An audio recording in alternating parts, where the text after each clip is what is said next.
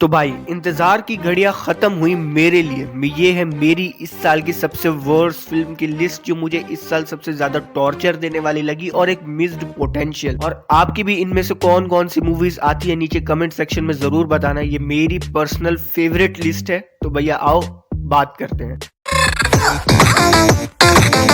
तो भाई जब मैं ये लिस्ट लिखना स्टार्ट कर रहा था अपनी वर्स्ट फिल्म की, तो सबसे पहला नाम ही मेरे पास आया, वो थी बड़े मियाँ छोटे मियाँ। बाय गॉड क्या हगा इन लोगों ने अपनी मार्केटिंग के ऊपर, अपने बजट के ऊपर, अपनी कास्ट के ऊपर, अपने पोटेंशियल के ऊपर। आपने इतने अच्छे अच्छे एक्टर्स भर लिए, जैसे टाइगर श्रॉफ हो गया एक्शन स्टार, अक्षय कुमार है एज ए एक्शन स्टार, लेकिन आपने उनका क्या यूज किया, बिल्कुल ही एकदम टट्टी। आपने एक बहुत बेहतरीन ब्लॉकबस्टर फिल्म को जिस तरीके से हगा है ना, मैं याद इसको भूल ही नहीं पाता हूँ कि इस साल का सबसे ज्यादा नाइटमेयर मेरे लिए क्या था, ये थी या इंडियन 2 थी। इसी के साथ मैं ये भी कहना चाहूंगा कि गलती एक्टर्स की नहीं है, गलती है डायरेक्टर की। ओम राउत की तरह आपकी मूवी के अंदर दम नहीं है, आपको पता है, फिर भी आप उसको ऐसे प्रमोट कर रहे हो कि बेंटू ये आगे आने वाले कई सालों तक के रिकॉर्ड तोड़ के रख देगी। फिर भी मैं इसको एक मिस्ड पोटेंशियल मान सकता हूँ। आप इस मूवी को बहुत ही अच्छा पुल ऑफ कर सकते थे, बट ये एक मीडियोकर एवरेज मूवी ही बन के रह गई। फिर आती है अपनी एक बड़े नाम वाली मूवी विकी विद्या का वो वाला वीडियो। यार इस मूवी से पर्सनली मेरी बहुत ज्यादा एक्सपेक्टेशंस थी। इसका जब ट्रेलर ड्रॉप हुआ था तो वो काफी अच्छा था, बहुत बेहतरीन कहूंगा मैं उसको। आपने एक बहुत ही टाइट तरीके से ट्रेलर कट किया था और आपने उस सीन को भरा कि आपको पता है कि आपकी मूवी को मार्केट कर सकते। और मैं कहूंगा कि फेसबुक के ऊपर इससे ज्यादा एक हफ्ते तक ट्रेंडिंग वाली चीज कोई थी नहीं। आपकी क्लिप्स वायरल हो रही थी, आपके डायलॉग्स फेमस हो रहे थे, मूवी कहां से शुरू होके कहां खत्म होती है कुछ पता नहीं चलता, और कुछ जो कहीं पे लैंड होते तो कहीं पे नहीं कर पाते। स्टोरी आपकी बहुत अच्छी कैरी फॉरवर्ड कर सकती थी, बट वहीं पे आप एक टिपिकल मिक्स्ड रिएक्शन वाली मूवी बनकर रह जाते हो। जैसे कुछ सालों पहले आई थी पगलैट, मेरे ख्याल से जॉन इब्राहिम और वो अपने फुकरे लड़के का नाम मुझे याद नहीं आ रहा, उसके आप उसी की तरह रह जाते हो। आपकी मूवी के अंदर कॉमेडी है, स्टोरी का है कोई पता नहीं है। उसी तरीके से मैं विकी विद्या का वो वाला वीडियो को ट्रीट करूंगा कि भैया आपकी मूवी में पोटेंशियल था, कॉमेडी थी, बट स्टोरी की कमी होने की वजह से मूवी पिट गई। मेरे पास फिर अगला नाम आता है वो क्रैक मूवी का। भाई क्रैक मूवी से मेरी बहुत ज्यादा एक्सपेक्टेशंस थी, बट उन्होंने उस टाइप का कुछ डिलीवर कर ही नहीं पाया। आपकी मूवी में कोई भी पोटेंशियल नहीं था, ना स्टोरी में, ना स्क्रीन प्ले में, ना एक्टर्स की एक्टिंग में। वो जो आप दिखाना चाहते थे वो तक आप सही तरीके से पुल ऑफ नहीं कर पाए। आप एक स्पोर्ट्स मूवी बनाना चाहते हो, लाइक कुछ सालों पहले 2009 में इमरान खान की शायद मूवी आई थी विद संजय दत्त, मूवी का नाम था शायद लक। वो काफी अच्छी मूवी थी, मुझे वो काफी पसंद आई थी। मैंने कुछ साल पहले देखा था उसको, फिर भी मुझे उतना मजा दी वो मूवी। बट मैंने उसी टाइप का जॉनरा जब इसके अंदर देखने की कोशिश की, उस टाइम का सीजीआई भी बहुत बकवास था, बट मूवी ने पुल ऑफ किया। बट आपकी मूवी उतना भी अच्छा नहीं दिखा पाई कि हाँ भाई अब हमारे पास सीजीआई और अच्छे स्पेशल इफेक्ट्स हैं, अच्छे एक्शन सीक्वेंसेस होने की वजह से भी आपकी मूवी उतना ज्यादा परफॉर्म नहीं कर पाती है ऑडियंस के दिल पे जितना उसको करना चाहिए था। फिर जो मेरे पास मूवी आती है वो है हनुमान। भाई जब तक ये मूवी स्टार्ट होके क्लाइमेक्स तक है ना, मुझे ये एक मीडियोकर मूवी फील हुई। मैंने 2021 में मिलनर मूवी देखी थी शायद, और मुझे क्या बाय गॉड क्या उसने एंटरटेन किया था, जो इंगेज किया था। भले ही मूवी लंबी थी, बट जो उसके स्पेशल इफेक्ट्स थे, जो उसका विलन था, जो उसकी स्टोरी आर्क थी, जो उसकी पावर्स थी, किस तरीके से यूज होती है, किस तरीके से उसको स्टैंड आउट करना चाहिए as a superhero movie, उससे मुन्नल मुरली ज्यादा अच्छी थी। वहां पे हनुमान को देख लो ना, आपका कैरेक्टर जस्टिफाई होता है, ना आप उसकी सुपर पावर्स को कुछ सही तरीके से दिखा पाते हो। एक mediocre average south Indian movie बन के वो रह जाती है। वहीं पे मिन्नल मुरली के मैं साथ में इस वजह से कंपेयर कर रहा हूँ क्योंकि सेम ही जॉनरा की मूवीज है, साउथ इंडियन मूवीज हैं, दोनों ही सुपर हीरो है, कम बजट के ऊपर बनी हुई है। बट जिस तरीके से मुन्नल मुरली का प्रेजेंटेशन स्टाइल था, भले मूवी लंबी थी, मूवी के अंदर बहुत फ्लॉस थे, बट हनुमान वहां पे वो चीजें डिलीवर नहीं कर पाती है। हनुमान स्टैंड इस वजह से कर गई कि आपने इसको और वो सारा माइथोलॉजी से जोड़ दिया गया। वहीं पे जो है वो ऑडियंस स्टेल्ड आउट हो गई कि आपने शुरू में तो बहुत बुरा दिखाया, एंडिंग इतनी अच्छी कर दी कि ऑडियंस सब कुछ पिछला भूल गई। सो this is the factor of my मुझे हनुमान पसंद नहीं आई। फिर आती है एनटीआर स्टारर देवरा पार्ट 1। भाई ये मूवी के लिए मैं काफी ज्यादा एक्साइटेड था। मैंने जब इसका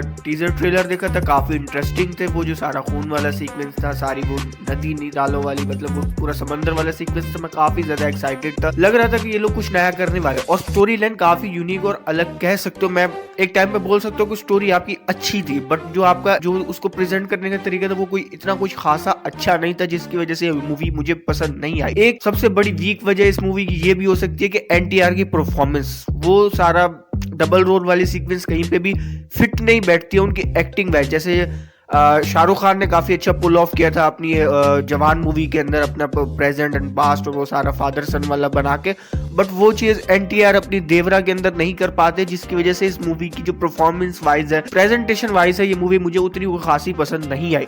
और मेरी इस मूवी से ज्यादा एक्सपेक्टेशंस भी थी because of NTR last movie RRR. मैं एक तरफ से इसको डायरेक्टर को भी कह सकता हूँ कि एक एक्टर जो पिछली मूवी के अंदर इतनी बढ़िया परफॉर्मेंस देके आया अपनी, आप उसकी एक्टिंग उसकी अगली मूवी में क्यों ही नहीं निकलवा पाते।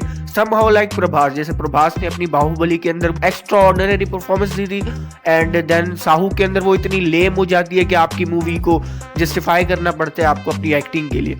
सो ये कहीं ना कहीं पे फिट नहीं बैठती। युद्रा, यार इस मूवी ने मेरा क्या ही काटा है भाई। मेरी इस मूवी से एक्सपेक्टेशंस खुद ब खुद ही बढ़ गई थी because of the villainish character he played in the Kill movie from the Raghav. भाई मैं इस बंदे के लिए इस मूवी से ज्यादा एक्साइटेड था भाई, इसकी परफॉर्मेंस मैं देखना चाहता था, कुछ नया ये कर रहा था। मैं कह सकता हूँ कि आने वाले टाइम का एक ब्लॉकबस्टर सुपरस्टार बन सकता है, लेकिन आपको अपनी मूवी चॉइसेस के ऊपर भी फोकस करना होगा। जहाँ पे आप एक किल बहुत ही अच्छी मूवी चूज करते हो, वहीं पे युद्रा एक मीडियोकर मूवी चूज करते हुए कुछ जस्टिफाई नहीं होता। मूवी के action sequences, hand to hand combat वाले बहुत अच्छे हैं, बट मैं वही कहूंगा कि story is the weak factor of the movie. मैंने जितनी भी मूवीज रिव्यूज की हैं अभी तक, जो मैंने लिस्ट में बताई है, उसमें से देवरा को छोड़ के जो सबके अंदर वीक पॉइंट था वो थी उसकी स्टोरी। लग सकता हूँ कि इंडियन मूवीज के अंदर सबसे उनका वीक पॉइंट ही उसकी स्टोरी होती है कि आप एक फुली बॉलीवुड मसाला मूवी बनाने के चक्कर के अंदर एक अच्छी स्टोरी को कहीं ना कहीं पे आप ड्रॉप कर देते हो और अपने एक बेहतरीन किस्म के विलन को एक मीडियोकर विलन प्रेजेंट कर देते हो। फिर अगली मूवी जो आती है वो है कंगुआ। यार इस मूवी ने जितना अपने स्टार कास्ट को लेके, अपनी कैरेक्टर और अपनी इम्प्रोवाइजेशन को लेके जो हाइप बनाई थी ना, उन्होंने बहुत ही बुरे तरीके से हगा है। मेरी मूवी से एक्सपेक्टेशंस बहुत ज्यादा थी because of the teaser and trailer and the cast and the performance of the actors from their previous movies. Because Suriya की पिछली परफॉर्मेंस मैंने देखी थी इन विक्रम हिट लिस्ट और second Bobby Deol from the Animal, तो मेरी एक्सपेक्टेशंस बहुत बढ़ गई थी। और जो परफॉर्मेंस वो लोग ट्रेलर के अंदर दिखा रहे थे फ्रॉम द कैरेक्टर्स, तो मैं कहीं ना कहीं पे सोच में पड़ गया कि यार अच्छा चलो वहां पे तो ठीक है, अगर स्टोरी बुरी भी हुई तो एक्टर की परफॉर्मेंस तो होगी जो आपको मूवी देखने के अंदर थोड़ा सा मजा प्रोवाइड करेगी। बट वहीं पे अगर मैं जाऊं तो भाई वही मजा जो एक्टर्स को देना चाहिए तो वही मेरे सर का दर्द बन गया। मूवी अपने टाइम पे बहुत वीक हो जाती है और बहुत ही सर में दर्द होने लग जाता है एक टाइम पे फ्रॉम द सूर्या परफॉर्मेंस। जहाँ मूवी स्टार्टिंग के 20-25 मिनट में एक अलग स्टोरी दिखाती है, फिर उसके बाद एक अलग मूवी बन जाती है। तो यार कंगुआ से मेरी एक्सपेक्टेशंस वैसे ही बहुत ज्यादा थी, इस वजह से मेरे को ज्यादा वो हुआ क्या कि गिल्ट फील हुआ कि यार ये मूवी क्यों पिटी और इतना बुरा आपने क्यों बनाया इसको। So this is the my persona of the Kanguva. And next जो अपने पास मूवी आती है वो है पुष्पा टू द रूल। भाई ये मेरी टॉप 3 की लिस्ट में आ रही है, तो इस बुरा मत मारना, गालियां लिखना चाहते हो तो लिख सकते हो। सबसे वीक पॉइंट आपका इसके अंदर वो जो मासीनेस है वही आप अच्छे से जस्टिफाई नहीं कर पाते हो। आप एक मास मसाला ओरिएंटेड मूवी बना रहे हो और आपका मास लेवल इतना मीडियोकर चला जाता है कि मजा नहीं करती है मूवी, और हर थोड़ी देर बाद फीलिंग्स जाग रही हैं और वो थोड़ा मजा नहीं करता। आप उनके सीन्स को गानों के अंदर प्रीमाइज कर रहे हो, आप अपने गानों को प्रमोट कर रहे हो फ्रॉम दी सीन्स। या आप एक फैमिली ओरिएंटेड मास मसाला मूवी बना रहे हो और आपका सबसे वीक पॉइंट ही आपका मसाला है, वो मास है।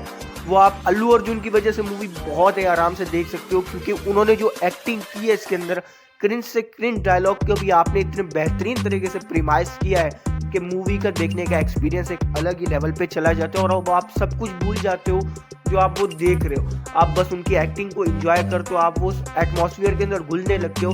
बट वही मूवी रिव्यूअर होने के नाते मैं उन कमियों को झुटला नहीं पाता हूँ। फिर जहाँ आपके पास एक नेक्स्ट मूवी आती है उसका नाम है इंडियन 2। भाई एस शंकर की ये मूवी जब आई थी तो काफी ज्यादा हाइप थी। इंडियन 1 जो अपना फर्स्ट विजिलेंटी ऐसे कह लो, और उसके बाद अब इतने साल का अरसा लेके आप उसका सेकंड पार्ट बना रहे हो तो सब बहुत ज्यादा एक्साइटेड। स्टारडम की वजह से भी कमल हसन की पिछली मूवी काफी ज्यादा बेहतरीन परफॉर्मेंस में गई थी, Vikram the hit list from the Lokesh Kanagaraj direction, और वो मूवी काफी अच्छी थी।